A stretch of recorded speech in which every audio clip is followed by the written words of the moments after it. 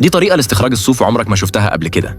بضغطة خفيفة بس تقدر تطلع لنفسك بلوفر صوف فخم. لو نفسك في لحم بط خليه يتزاوج مع موزة سهلة زي تقشير الموز كده. عايز ريش الخروف؟ خلى الخروف يقع في حب كلب ويتزوجوا.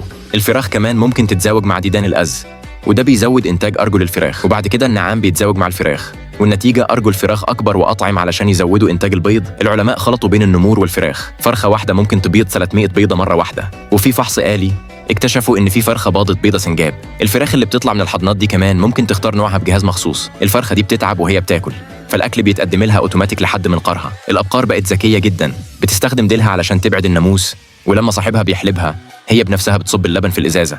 مزارع المستقبل هتبقى أكتر انسجام مع حياة الإنسان.